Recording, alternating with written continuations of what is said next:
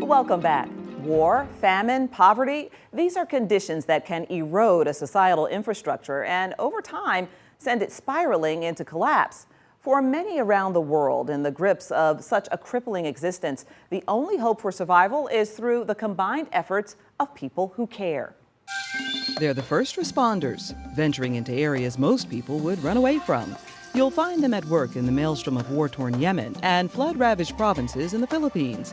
They are the members of CARE, a global humanitarian relief agency that operates in 87 countries and supports nearly 1,000 emergency-centered programs.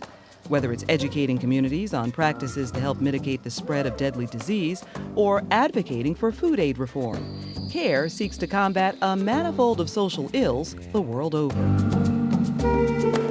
Dr. Helene Gayle serves as the president and CEO of CARE USA. She's the first woman to do so. A bona fide scientist by trade, Gayle successfully blends education with empathy. And it's allowed her to use her sphere of influence to formulate what might be deemed workable solutions to some very complex problems, as you'll see in today's Executive Profiles. Let's go back to a cold, wintry night in Buffalo, New York. Did you wake up in the middle of the night and say, I want to be one of the most important women in the entire world? No, it never crossed my mind, and my goal has never been to be important. I think what really got me started on my path was the desire to do something to give back and contribute to the world, and that's really what's always been my passion and what drives me. And I think it does say that when you follow your passions and put all of yourself into something, maybe you'll go places. But that's really what started it all. Was it a desire to go into medicine early on? No, actually, I didn't decide to go into medicine until about my junior year in college. My real desire was to have something that I thought was a tangible way of giving back, and medicine was that. And into research? The work in HIV and AIDS, you were really at the forefront when this all kind of percolated some 30 years ago.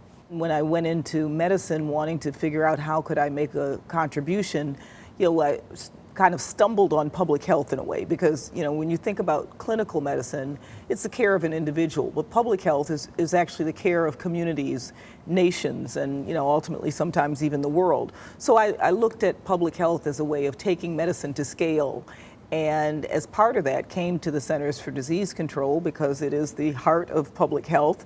Started there doing research in epidemiology, and then continued to move on to do more work in not only research but programs and policy as well, and particularly around HIV. Speak to your realization that there is more for you to contribute from the standpoint of care. As I looked at the kinds of issues that I was focused on in public health, realizing that health interventions only took you so far. And for a disease like HIV, for example, where yes, there are incredible health interventions that can make a difference, but a lot of the reasons why people are vulnerable to HIV or to other diseases have as much to do with societal factors: inequity, poverty, illiteracy, lack of access to things as simple as clean and safe drinking water. And so by working at CARE, I was able to address some of those root causes that ultimately lead to poor health, but rob people of their ultimate potential. And so, I like to think of working at CARE as working at a place that gives people back their potential. How are you? How are you? I know that empowerment is a big strategy, if you will, inside your organization, and a lot of programming comes off of the empowerment component. Could you speak to that and how this is moving CARE forward? If we can give people a sense of their own self-worth, couple that with building their capacity, that's empowerment. And if once you've empowered a person, then they can take forward and change their lives. We put a particular focus on empowering girls and women because around the world they are most impacted by poverty. But we also know that in many ways it's the way to create long-lasting change, because if you can change the life of a young girl, give her an education. We know that women, when given the opportunity to have an income, are more likely to put that income back into their children, into their families. So it's why we've really put our bet on empowering girls and women, because we know you get the biggest return on investment that way. Sure. So give us the state of things, you know, in terms of where you started to where things are today. I see incredible change in people's capacity in countries that I've worked in around the world since I first started some 35 years ago working globally. So, you know, I know that change is happening. I know that there are fewer children dying because of the kinds of interventions that we have been able to put in place with vaccine programs and programs to beat malnutrition and to give children better opportunities in life. There's less illiteracy in the world because of the kinds of programs and education that have been put in place over the years. But we also know that we're living in fragile times. We see a lot of insecurity, conflict, all of those things. We see growing inequity around the world. I do believe that we can end extreme poverty in our lifetime. I believe that we have the tools to do it. I believe that if we put the will and the resources together, we can do it. But there are also things like, look at something like the outbreak of Ebola that just teaches us that no matter how smart we are about one epidemic, it's not just about one epidemic at a time. It's how do we make sure that we have the kind of infrastructure that can take care of whatever epidemic comes next.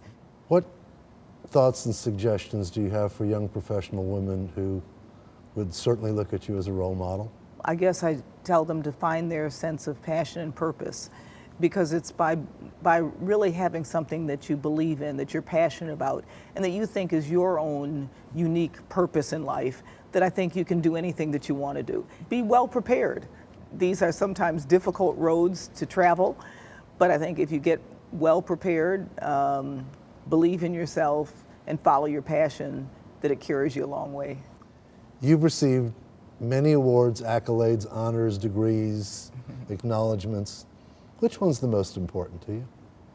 It's being honored by institutions, for instance, that I've gone to, schools where I was. I've been very fortunate to be honored by a range of different institutions, but when I get an honor from people who knew me when, if you will, that really makes a big difference. After 9 years serving as president and CEO of CARE USA, Dr. Helene Gayle will leave her post at the end of June. But her story doesn't end there. She'll take a wealth of experience into her new position as CEO of the McKinsey Social Initiative. First up, tackling the problem of youth unemployment around the world.